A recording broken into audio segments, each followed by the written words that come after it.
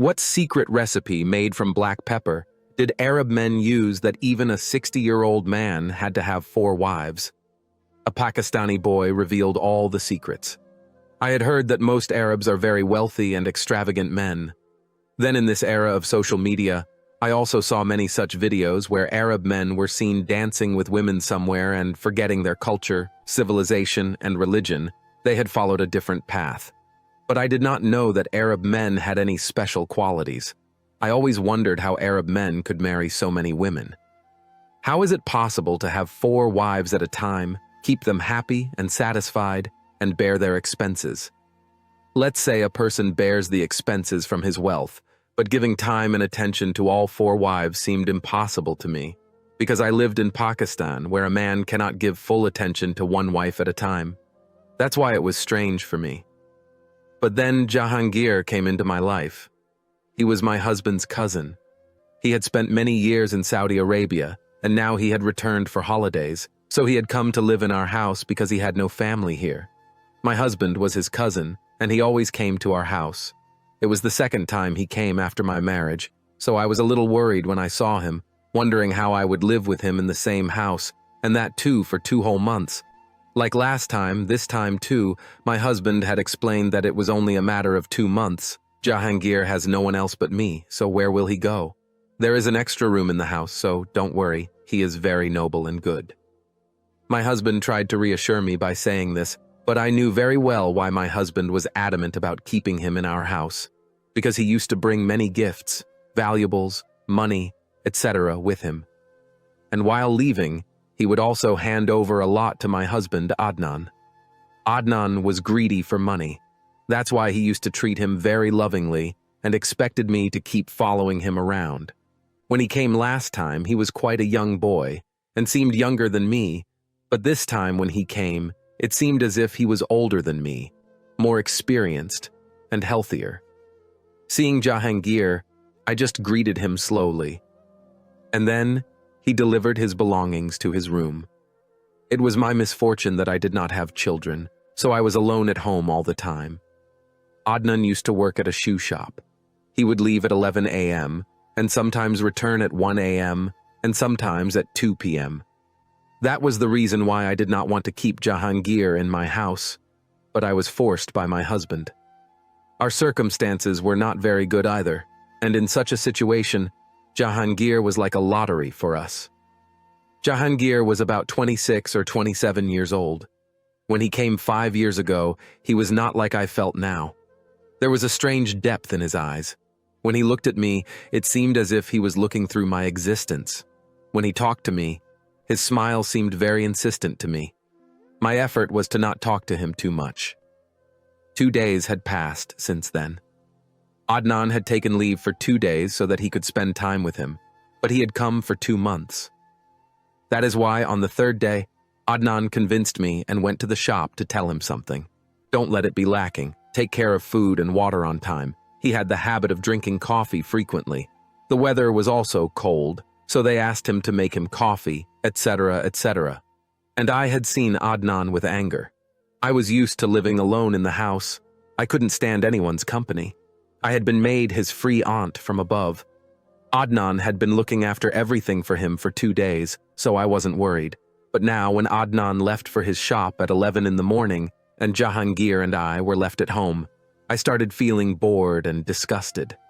For half a day, I deliberately stayed in the room, but when lunchtime came, I was forced to leave the room.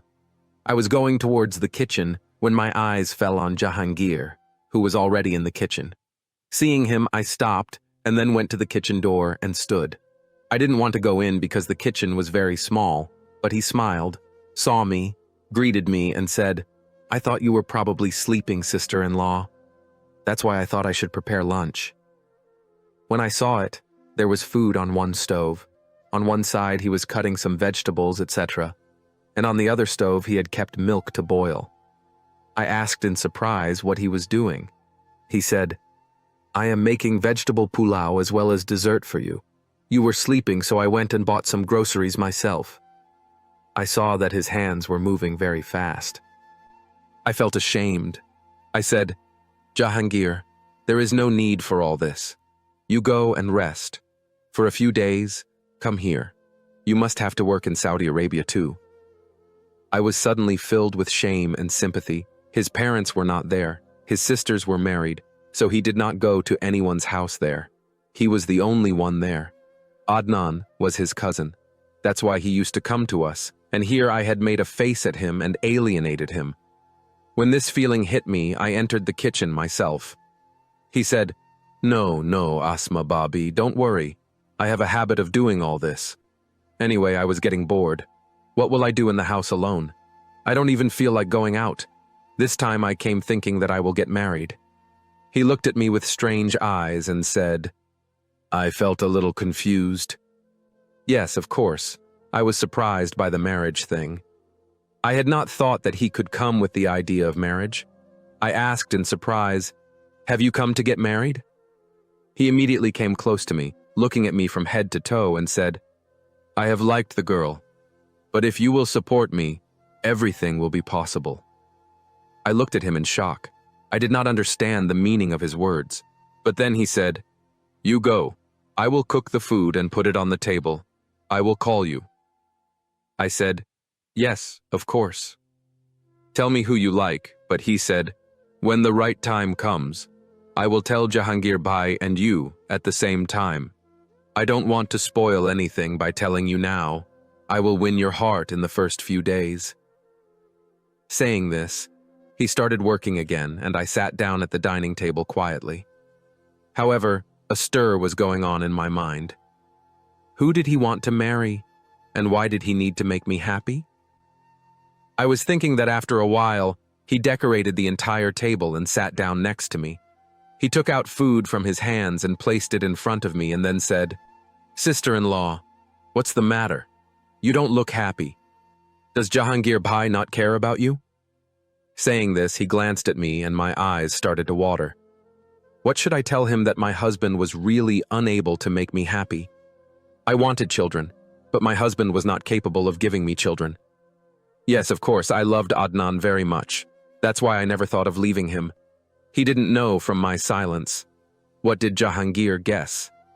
He said, Sister-in-law, I think that everything is not right between you and Jahangir Bhai.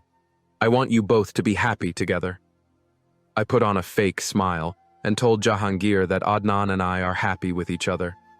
You are misunderstanding me. He said, If that is the case, then why was Adnan Bhai wandering around outside the room all night?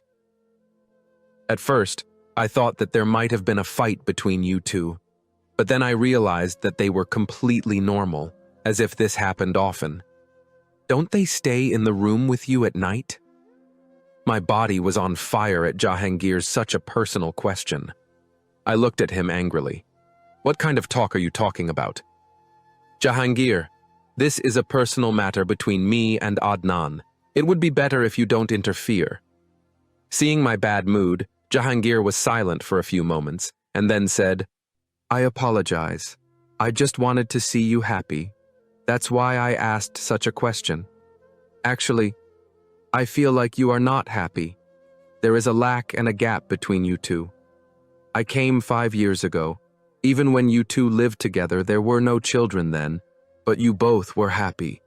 But now it seems like you are not happy. My heart ached at Jahangir's words. I took one look at him and said, When a person is childless for 5 years, then happiness disappears from his life. Adnan cannot give me the attention and time that I need. And above all, I don't have children, and Adnan runs away from me. Spend some time with me. If you take it, his health starts to deteriorate. He says that my health does not allow me to do this. I am at the shop from 11 a.m. to 1 a.m. After that, it is very difficult for me to spend time with you. Even without wanting it, my heart's desire came out because there was no one in my life with whom I could share such a personal thing, my loneliness, my sorrow. Adnan really pulled away from me and stayed far away. As soon as I came near him, he felt tired and he would leave the room. Last night, the same thing happened, and the same thing came out of my mouth. When Jahangir heard me, he looked at me for a while and then said, You know, Arab men have 4 marriages, and many women live in their harems like this. Do you know what is surprising?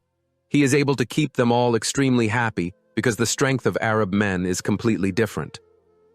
Saying this, he smiled half a smile, and I was left with a feeling of relief. Jahangir's words were 100% correct. A friend of mine who lived in Saudi Arabia had also told me that most Arab men there marry more than one woman, but at that time, I thought they did it because of sunnah.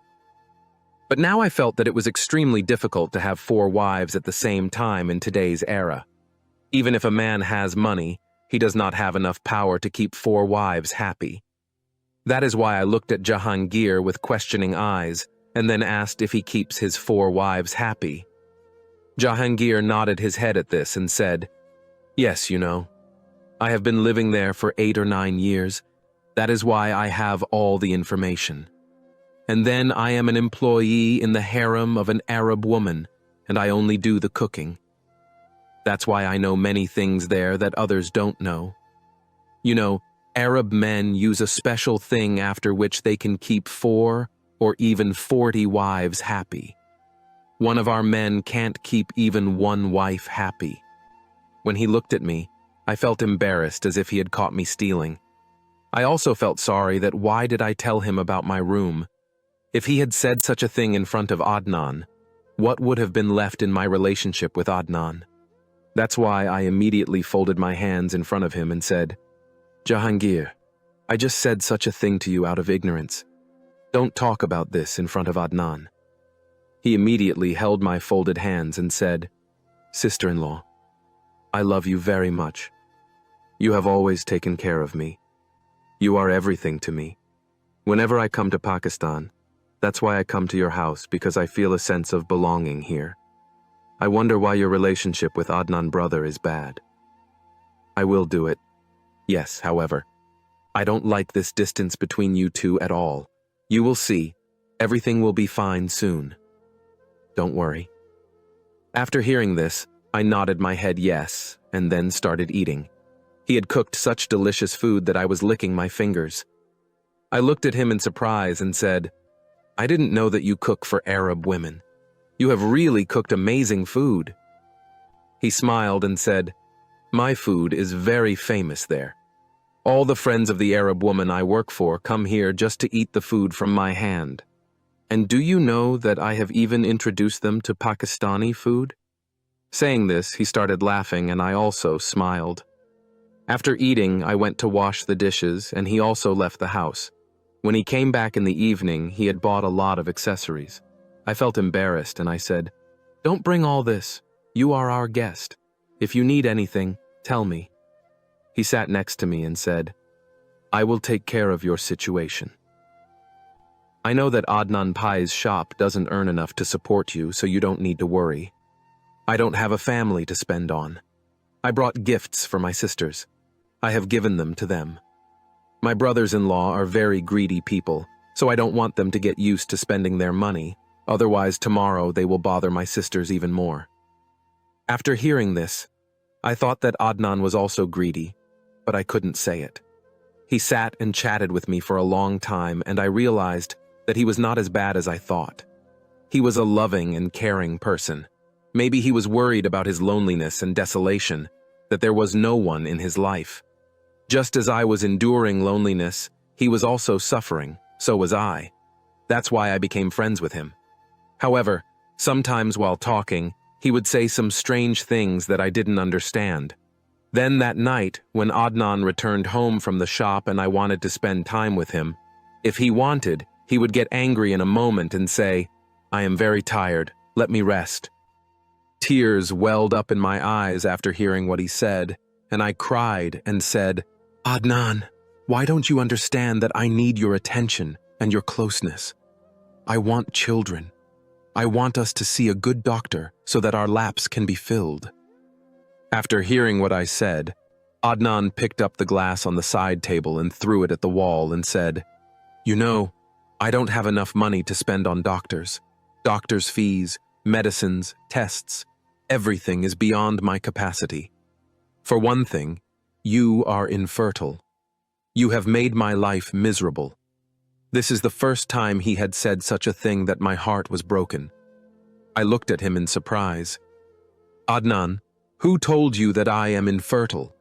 Till now, we have not seen any kind of doctor or received any treatment. So why did you call me infertile? Maybe there is something wrong with you. The thing that had been in my heart for years came out of my mouth because I was so worried about you. I had an idea that I had no flaws. Whatever the problem was, it was with Adnan. His behavior towards me reflected the same thing. When I said such a thing, he got extremely angry and left the room and went outside. Then I heard the sound of the outer door of the house closing loudly. I started crying. This clearly meant that he had already left the house. I was still shedding tears when Jahangir came into my room and stood at the door in surprise and looked at me. "Sister-in-law, are you okay?" There was the sound of glass breaking so loudly, and then the door of the house closed. He was looking at me with worry, and I was leaving crying. "Sister-in-law, tell me, are you okay?" He came in and sat next to me on the bed, protecting his foot from the glass. I told him while crying that your brother calls me infertile, while I think there is some problem with him. They don't show me to the doctor. They don't want me near them. How long will I live a life of loneliness? If I had a sister, I would have told her my sorrow. No siblings, no parents. I am left alone in this world.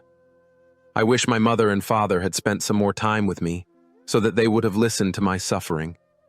Sharing my heartache, being alone is a great pain that I feel badly. I had cried and rested my head on his shoulder, and then he had calmed me down by touching my head. "Sister-in-law, if you think there is any problem with Adnan Pai, then I can end your problem." Hearing this, I was shocked and looked at him. He said, "Maybe he really has some weakness, and I can treat it in the same way that Arab men do to maintain their strength. You know, I cook in Arab houses, that's why I know what they eat that maintains their strength. I will cook that for dinner tomorrow, and you will feed Adnan Pai. Then do it like this for a day or two. We will see what difference it makes." After listening to Adnan, I got lost in thought. Then I thanked him, and he went to his room, while Adnan did not return until morning. In the morning when he just had a cup of tea and went to sleep like that, and then went to his shop. He neither apologized to me nor said anything about his behavior that night, although I thought it was completely his fault. Still, when I called him in the afternoon, I apologized to him myself because I could not tolerate my husband's angry behavior. Then I told him at the same time that I am going to prepare a very special dish for you at night. He was happy to hear this because he was fond of food and drink. Then Jahangir went to the kitchen and did something he did not know. He had prepared dinner, and then when he put the food on the dining table, the whole house was filled with the aroma. He had prepared a small special dish in a bowl, which I placed in front of Adnan, saying that I had prepared it. Adnan ate that dish with great pleasure, and after that, he went to sleep. Jahangir smiled and looked at me and said, "That's it, sister-in-law. Do this to your brother for 2 or 3 days. I will feed her. We will see. All her tiredness and weakness will go away." I thanked her, and at the same time I felt ashamed in front of her. He was a stranger with whom I probably shouldn't have talked like this, but time and circumstances force a person. After cleaning the kitchen and washing the dishes, when I returned to the room, I was surprised to see Adnan awake. He was sitting calmly on the bed and asked me where Asma had been. "How long have I been waiting for you? You made a very delicious meal today. Come here to me." Adnan had lovingly called me close to him and then kissed my hands. Today's meal was very delicious. I apologize for yesterday's behavior. Actually, my mood sometimes gets bad because of tiredness. I know you are not infertile, but anything comes out of a person's mouth when he is angry. If possible, forgive me. I smiled and immediately forgave my husband. Then he hugged me to his chest and started talking to me. This act was very surprising for me, and then even more surprising was the next moment when he suddenly became impatient and came close to me and started showering his love on me. After a long time, I could see this change in him, that he was doing my duty with full warmth, and then when after some time he went to the washroom tired, I was surprised and worried and started wondering whether I was seeing some fear or was it real. After about 6 months, he came close to me like this. Tears were flowing in my eyes. My heart wanted to thank Jahangir, who had filled the colors of happiness in my life for a moment. The next morning when Adnan went to the shop, I thanked Jahangir. He said, "Sister, I will teach you how to prepare this dish, and then you will feed this to your brother. Soon all his weakness will go away."